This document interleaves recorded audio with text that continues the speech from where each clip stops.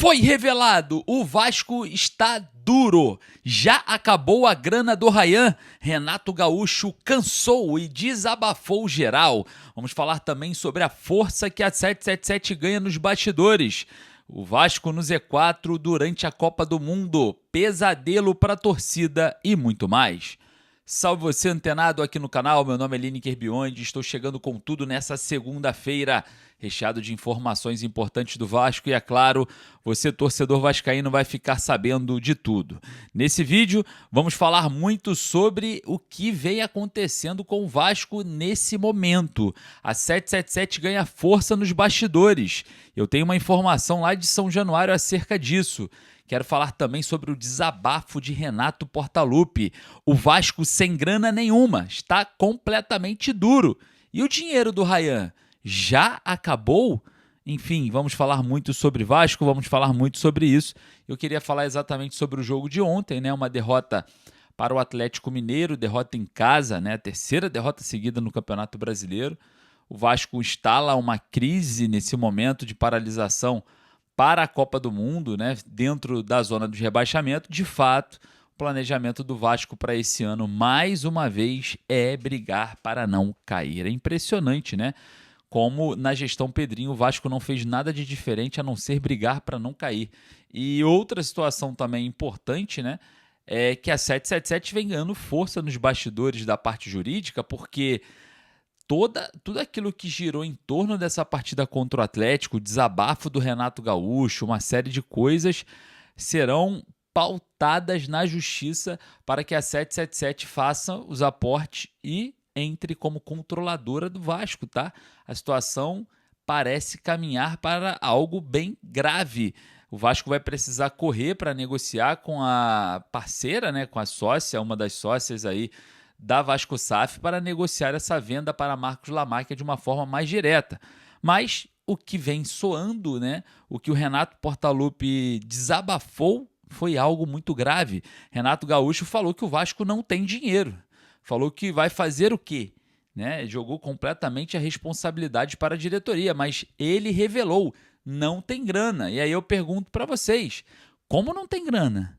O Vasco vendeu o Ryan no início desse ano, a maior venda da história do clube. O Vasco está numa recuperação judicial, tirou a corda do pescoço, não precisou pagar os credores de forma imediata. E outra, parcelou por vários anos. E também não tem mais risco de transfer ban, porque as dívidas que estavam sufocando o Vasco foram para a RJ. O Vasco está praticamente livre. E como que não tem dinheiro? Acabou de fazer uma venda.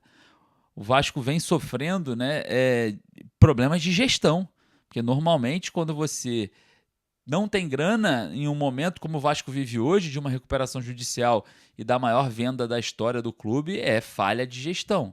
Isso claramente é falha de gestão e as pessoas responsáveis precisam ser cobradas. O presidente Pedrinho, que desapareceu, precisa aparecer, o torcedor precisa cobrar ele, porque a gestão está maléfica financeiramente. O último balancete, o Vasco de 2024 para 2025 aumentou em quase 200 milhões de custo do futebol. Então a responsabilidade financeira corre longe, né, dessa gestão, antes que ela só falava que seria responsável financeiramente, mas não vem sendo responsáveis e os números dizem isso. O Vasco se prepara para um novo empréstimo, uma nova dívida, né, com um banco credor, não é a Crefisa. A gente não tem informação que a Crefisa será mais uma vez esse banco que vai emprestar dinheiro para o Vasco. Pode ser outra instituição. É um estilo Deep Finance para empresas em recuperação judicial. O Vasco pretende aí colocar no bolso entre 50 a 100 milhões de reais e endividar o clube mais uma vez, endividar o futebol do Vasco mais uma vez. Velhas práticas da política do Vasco, né? Nada mudou, nada tá diferente do que as gestões anteriores acerca de endividar o Vasco. Então a gente vai partir para mais esse caminho. Como que vai ser o futuro do Vasco? A 777 está de olho, só se alimentando desses problemões, dessas frases aí, como o Renato Gaúcho falou que o Vasco não tem dinheiro, e em uma série de coisas para colocar em âmbito jurídico e voltar ao controle da SAF vascaína. E olha que eu vou falar para você, eu estive ontem em São Januário, acreditem se quiser, mas muitos torcedores falando pedindo para 777 salvar o Vasco do Pedrinho. Antes era a narrativa contrária, né? Pedrinho, salva o Vasco da 777. Agora eu ouvi torcedores falaram até direcionado a mim. Pede para 777 salvar o Vasco do Pedrinho. É impressionante, né? A que ponto chegou o Vasco nesse momento? Sem dinheiro, Z4, sem reforma de São Januário, sem venda da SAF, uma série de problemas estruturais, mais criação de dívida, é o Vasco literalmente em colapso total. Enquanto isso, o presidente Pedrinho não aparece, completamente desaparecido. O diretor técnico Felipe nem sequer fala também com a torcida, né? É um funcionário que não se declara, sobra tudo para o Renato, e o Renato cansou. Renato Portaluppi cansou de assumir a responsabilidade e falou: cara, essas perguntas que vocês estão fazendo, tem que perguntar para o presidente. Eu não posso responder isso, eu não sei sobre isso. Só que o presidente ele não aparece, então não tem como perguntar para ele também. Ele é um desaparecido, ele simplesmente... A nau, né, o navio está ali no mar, à deriva, várias ondas. Se você vai olhar para o comandante, ele não está ali. Ele literalmente abandonou o navio com o torcedor e com o time. Até mesmo nas cobranças fortes da torcida do Vasco, foram expostos os jogadores. Na coletiva mais pesada do ano, foi exposto um jogador e o treinador. Ninguém da diretoria é exposto, ninguém da diretoria é colocado em xeque. Diretoria que eu digo não é o Admar Lopes, que é de uma parte externa, né? O Admar Lopes é um contratado. Estou falando da gestão Pedrinho ali. Está todo mundo sumido, está todo mundo desaparecido e o torcedor do Vasco num abandono total. E o Vasco abandonado. O basquete vai acabar, né? A informação que eu tenho é que o basquete pode acabar a qualquer momento e não jogar em 2027. Acabar literalmente e não voltar a atuar. Outra coisa também, a situação envolvendo o futebol do Vasco. Esse imbróglio com a 777 pode estar afastando o Marcos Lamáquia. E a gente vai ter que observar muito de perto toda essa movimentação da venda da SAF. É o Vasco em colapso total e literalmente a deriva nessa paralisação para a Copa do Mundo. Vai ter muita coisa para fazer aí o Vasco durante esse percurso e a coisa tá feia, né? Tá típico ano de problemas graves, né? Enfim, olha só, falando em desabafo, né? Falando em problema, o técnico Renato Gaúcho não poupou ninguém e falou a real na coletiva. E ainda trouxe uma previsão: se bobear, é esse mesmo time que vai para o segundo semestre de 2026 e apenas com garotos da base. Se prepare, tá, torcedor? Olha o que o Renato Gaúcho disse na coletiva ontem, pós-derrota para o Atlético Mineiro. Renato, você comenta nas coletivas que você conseguiu, depois do Vasco passar por 4 jogos em um ponto apenas, tirar o time da zona e dar um equilíbrio. Felizmente, nesses últimos jogos, o Vasco retornou à zona e também mostrando um futebol, não vou dizer apático, mas com poucas ideias. Qual é a sua análise da queda de rendimento do Vasco? Hoje foram mais de 30 cruzamentos para a área e apenas 4 que foram no lugar certo. Obrigado. A gente treina todos os dias, a gente procura fazer sempre o melhor durante os treinamentos para que a equipe possa render durante os jogos. Então você vai falar para mim que o Renato vai falar a mesma coisa. Não, eu não vou falar a mesma coisa. Mas, basicamente, comigo, esse grupo disputou 42 pontos com o de hoje. Comigo, esse grupo ganhou 19 pontos. É uma campanha muito boa. Se você for ver, eu volto a repetir, infelizmente o Vasco não começou bem o campeonato, ganhou 1 ponto de 12. Porque se você for ver, hoje o Vasco está na zona do rebaixamento com 20 pontos. Aí você vai ver, tem 3, 4 clubes com 21 pontos, tem clubes com 22 pontos, tem clube que está em 8º, nono colocado, com 3 pontos a mais do que a gente. Então dá muito embolado. Então quando eu falo que você tem 2 vitórias, você dá um salto muito, muito grande na tabela, como se tem 2 derrotas, você dá um salto muito negativo também na tabela. Então, desde a minha chegada é pedalar, nadar contra a maré praticamente. E mesmo assim a gente conseguiu fazer 19 pontos, são 20 pontos, E o que eu falei, você vai pegar o 8º colocado, o 9º colocado, tem 3 pontos na nossa frente. Então o campeonato está bastante equilibrado nessa zona aí. Mas, infelizmente para a gente, vamos ficar essa folga aí, ficar 50 dias sem jogar, infelizmente, na zona. Aqui, Renato, Joel Silva, do canal Colina em Foco, da TMC. O Vasco está na zona do rebaixamento, mas tendo também 50 dias para traçar um planejamento, uma zona na zona do rebaixamento, mas tendo aí a janela de transferências. E eu queria saber o planejamento, justamente, desse período.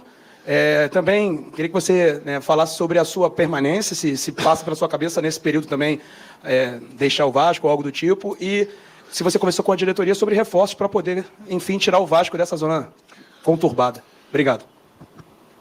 Bom, pegando todas essas tuas perguntas, o teu discurso, essa pergunta você tem que fazer para o presidente do clube. Eu converso bastante com o Pedrinho, ele é um grande presidente, é uma pessoa que se doa e muito ao clube. Eu tenho conversado bastante com ele, a última vez que nós conversamos, nós ficamos 2 horas em reunião, então eu passo para ele, passo para o Admar, o meu pensamento. Então a gente troca bastante ideias, entendeu? Eu sempre quero o melhor para todo mundo, quero sempre o melhor para o Vasco. Então essa pergunta aí que você me fez, tem que perguntar para ele. Eu entendo a situação também do clube, no momento que você também não consegue se mexer muito por causa da falta do dinheiro, e o presidente está correndo atrás quanto a isso. Então vamos aguardar e ver qual vai ser o desfecho dessa negociação que o presidente está fazendo. Boa noite, Renato. Sérgio Quinte, canal Atenção Vascaínos. Você conseguiu fazer o Vasco se classificar na Sul-Americana, apesar de estar na fase de playoffs, sempre com o discurso de que o Campeonato Brasileiro era a prioridade. E o Vasco chegou no final desse primeiro período com o time na zona de rebaixamento. Queria que você analisasse, você disse que esse percentual de pontos adquiridos foi muito bom. Queria que você analisasse, por favor, esse seu momento desde a sua estreia até agora, se você considera que o planejamento foi se esse era o planejamento feito desde o início. Obrigado. Planejamento você combina e procura executar. Foi o que a gente fez aqui. O Vasco está disputando 3 competições, o Vasco está classificado na Copa do Brasil, o Vasco está classificado na Sul-Americana. Se você for ver a porcentagem, desde que eu cheguei no Vasco no Campeonato Brasileiro, ela é boa. Se você pegar, por exemplo, só um exemplo, 2 pontos, o clube que está na nossa frente tem 1 ponto fora da zona. Tem 1, 2 clubes, 3 clubes com 21 pontos. Se você pegasse mais 2 pontos, 2, não vou muito longe, ou até 1, dependendo dos gols, o Vasco hoje estaria fora da zona do rebaixamento. Então, no momento que você disputa 12 pontos, e ninguém está dando aqui a desculpa, mas é o Campeonato Brasileiro assim, ele é cruel. No momento que você ganha 1 ponto de 12, você tem que ficar pedalando, nadando contra a maré o campeonato todo. Foi assim, desde a minha chegada. A cada 3 dias um jogo, de uma competição, outra, poupa um time aqui, poupa alguns jogadores aqui, vai lá, sempre pensando no Campeonato Brasileiro. Se você for ver, quando eu cheguei aqui, o Vasco teve 1 ponto, era o último colocado. Hoje o Vasco continua na zona, mas está atrás do primeiro fora 1 ponto apenas. Então é uma rodada, mas faz parte do Campeonato Brasileiro. As pessoas também ou entendem a situação, ou não entendem, né? O que a gente vai fazer. Eu fico triste pela nossa torcida, que hoje mais uma vez deu um show, tem apoiado bastante. Agora, tem horas também que você precisa de algo mais. Então eu espero que essa parada todo mundo possa refletir o que fez, o que não fez e o que pode fazer. Renato, boa noite. Rodrigo Crevellari, Digão, do podcast Cruz Maltino. Queria primeiro também saber sua análise da partida, claro. E sobre o planejamento que eu vou perguntar para você, é sobre a questão de período de férias / folga. Quando que vai ser esse período? Como que vai ser o planejamento dos treinos depois do período também? O jogo a gente começou bem, não faltou a entrega da equipe, tivemos algumas oportunidades no início do jogo. Infelizmente a gente não soube aproveitá-las e uma bola parada, infelizmente nós tomamos o gol. E aí sabe como é que é a pressão, né? Ter que começar a se expor, abrir o time, ir para dentro do adversário. Mesmo assim a gente criou algumas situações, mas infelizmente a gente não conseguiu sequer o gol de empate para a gente tentar reagir e conseguir a vitória. Então o Atlético também teve poucas oportunidades, mas nas poucas oportunidades ele fez o gol. Nós tivemos algumas oportunidades e infelizmente nós não aproveitamos. Bom, quanto à folga, é praticamente que todos os clubes vão dar 3 semanas. Alguns clubes um pouquinho mais, alguns clubes 1 ou 2 dias a menos, que foi determinado. Aí você me pergunta sobre os treinamentos na volta. Bom, os treinamentos na volta, em primeiro lugar, é readquirir a condição física dos jogadores e ver o que vai acontecer nesse período que a gente está de folga em relação ao esquema do presidente em relação a correr atrás do dinheiro. Vai conseguir, nesse período, vai tentar recuperar o futebol do Brenner, entre outros jogadores que estão embaixo? Futebol do Brenner, na última coletiva... Do Brenner? Eu entendi isso. Cara, eu sempre converso com todo mundo, dou apoio para todo mundo, procuro corrigir, lapidar todos os jogadores. A minha parte eu faço. Os jogadores têm treinado, mas, infelizmente, no momento que as coisas não acontecem, eu sempre falo para eles, o futebol tem 2 palavrinhas. Aliás, uma palavrinha só. Chama-se vitória. Quando ganha, está tudo bem. Quando você não ganha, ninguém é bom. Ninguém presta. Tem que trocar, tem que fazer isso, tem que fazer aquilo. O treinador não é bom, os jogadores não são bons. Faz parte da nossa cultura, do nosso futebol. Eu entendo a tua pergunta e concordo com você, mas o que eu vou fazer? O jogador treina, o jogador se entrega, o jogador se dedica. Quem entra em campo são os jogadores. A parte da comissão técnica e do Estado, a gente faz tudo para eles. Então, na parte física, a parte técnica, a parte tática, a gente procura dar a maior confiança para eles. Mas, infelizmente, às vezes o jogador entra, não está naquela boa fase e as coisas não acontecem. Boa noite, Renato. Coincidentemente, Piton, Brenner e o Saldívia nem ficaram no banco hoje. São 3 jogadores assim que a torcida tem pegado no pé. Foi por opção técnica sua ou aconteceu alguma coisa com eles? Não, o Brenner fez um tratamento especial no joelho dele.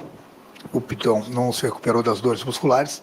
E o Saldívia pediu para ficar de fora porque estava com um problema particular.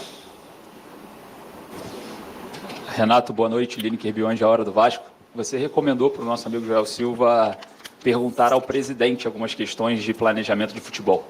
Eu queria te perguntar como que faz para perguntar ao presidente, já que a torcida sente falta de um posicionamento oficial dele há muito tempo. E sobre o planejamento de futebol, o que prometeram ao Renato? Reformulação, muitas contratações, porque você já falou em números, né? 3 ou 4 em coletivas anteriores e agora não fala mais em números. O que foi prometido para o Renato no segundo semestre? Obrigado.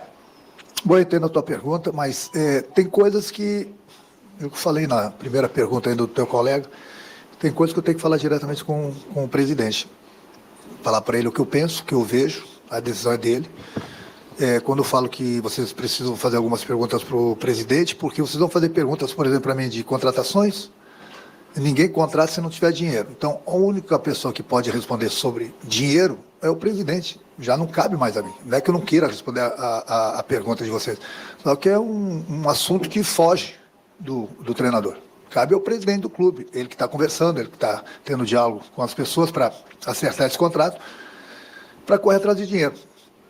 Entrando dinheiro, bom, aí é outro discurso. Não entrando dinheiro, também é outro discurso. Mas essa pergunta que eu falei, somente o presidente pode responder, porque é ele que está a par desse novo contrato.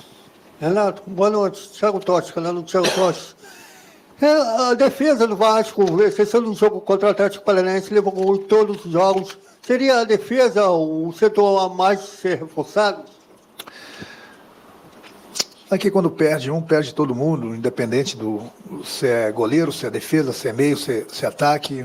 Todo mundo trabalha para buscar sempre os melhores resultados. Infelizmente, nem sempre eles aparecem.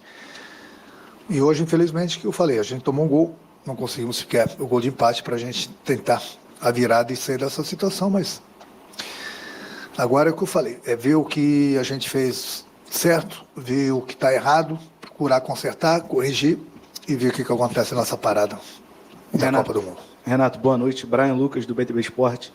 Na partida de hoje, o Vasco teve 16 chutes e 7 chutes ao gol. Na partida contra o Bragantino foram 12 chutes, também 7 no gol. Você falou que vai depender se tiver dinheiro para contratar um atacante. Você acha que essa posição, se aparecer dinheiro, é uma posição que o Vasco precisa, apesar do Brenner estar tentando se recuperar? E se não tiver dinheiro, o Bruno Lopes e o Zucarello apareceu hoje como opção. O Bruno Lopes quase fez um gol. Se ele pode ser uma opção, sem esses dois não se recuperando. Obrigado. São jogadores que fazem parte do grupo do Vasco, né?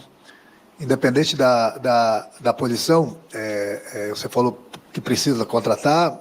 Aquilo eu falei, em primeiro lugar, é ver se o presidente consegue fechar esse contrato. A partir daí, a gente pode trocar mais ideias para ver o que pode ser feito. Então não adianta a gente falar, precisa contratar aqui, precisa contratar ali, precisa contratar lá. Não tem dinheiro. Então é por isso que eu falei, a mesma pergunta do teu colega. No momento que o presidente definir se vai conseguir fazer esse contrato ou não, a gente pode pensar, entendeu? Ah, não entrou dinheiro, não tem como contratar. Bom, a gente continua com o mesmo grupo. Daí se a gente escolhe mais garotos da base. O que eu vou fazer? Milagres eu não posso fazer. Se não tem dinheiro. Mas é por isso que eu falei. Aí, essas e outras perguntas em relação a contratações, em relação ao que vai ser feito durante a Copa do Mundo, tem que ser feita para o presidente, porque ele é o presidente do clube, ele está a par desse negócio do contrato. Obrigado, Renato. Boa noite. Pode fazer, deixa ele fazer mais um. Pode fazer uma pergunta, por gentileza? Boa noite. Você tem o meu respeito, você tem a minha confiança como vascaíno, como jornalista. Eu queria te fazer uma pergunta. Nesse tempo todo, tem sido muito falado em controle de carga, para preservar alguns jogadores. Você, Romário, os contemporâneos jogavam de quarta, domingo. Hoje eles têm os fisioterapeutas, nutricionistas que cuidam deles de uma maneira muito mais avançada do que vocês eram cuidados. Nós continuaremos no segundo semestre com controle de carga ou você planeja trabalhar de outra forma essa situação? Muito obrigado pela atenção e pela resposta. Cara, eu vou te responder. Eu estou a pergunta, o discurso, ele é assim. Eu coloco muitas vezes para esse grupo aqui. Na minha época, não tinha nada disso. Acontecia isso, acontecia aquilo. Mas, resumindo, eu não vou falar do meu grupo, que eles têm tudo. Por isso que eu falo, que eu tiro o couro deles todos os dias. Eles acham que não, mas a gente tira o couro deles no bom sentido todos os dias, porque a coisa que eu mais falo para eles, eles estão num grande clube, com uma grande torcida, a camisa pesada, salários em dia, uma mordomia total. Se não se entregar dentro do campo, estão na profissão errada. Esse discurso eu tenho com eles quase que diariamente. Mas, sobre ainda a tua pergunta, que você foi muito feliz no teu discurso também, o que eu posso falar é o seguinte, é a geração 2026. Geral, não é no Vasco. Geral. É no Brasil todo. É no Brasil todo que acontece isso. Se você vai ver nos outros clubes, as coisas também acontecem. Eu vejo grandes clubes com 2 times, às vezes, 2 times e meio, que ficam poupando jogadores também. Só que são grandes, às vezes pode poupar, porque sai 6, entra meia dúzia. São grandes. Mas nós temos um grupo reduzido, mas aqui ninguém é culpado. É a geração que foi criada. Essa geração dos últimos anos, e não adianta que não vai mudar. Não adianta, bota na tua cabeça, não vai mudar. Não vai mudar. Tem que se adaptar a isso. Quem conseguir se adaptar a isso, tudo bem. Eu ainda, digamos assim, eu ainda sou um dos últimos, entendeu? Que dou no meio deles quase que todos os dias, no bom sentido. Justamente para eles verem a realidade do futebol brasileiro. E ainda falo mais, falo assim, converse com os pais de vocês, os avós de vocês, os irmãos mais velhos de vocês, o que era a minha geração. Perto do que vocês têm hoje. Se você não valorizar o que vocês têm hoje, bom, aí fica difícil. Mas você vai num outro clube, você vai encontrar a mesma coisa. Infelizmente. Então você vai fazer o quê? Vai brigar com eles todos os dias? É o futebol de hoje, gente. É o futebol de hoje. Daí... Obrigado, Renato. Renato, só para finalizar, é possível mudarmos essa realidade? Na pior das hipóteses, se mantermos o mesmo platel que o senhor tem hoje, é possível revertermos essa situação com o mesmo platel que temos hoje, o Elton, os mídia da Paraíba? Eu falei, esse problema é no Brasil todo, em todos os clubes. Aí o treinador, às vezes, se empolga, briga, discute com o jogador, vou dizer que o treinador está errado. Se cobra demais, às vezes o grupo fala, esse treinador não serve para a gente não. Então é só pensar.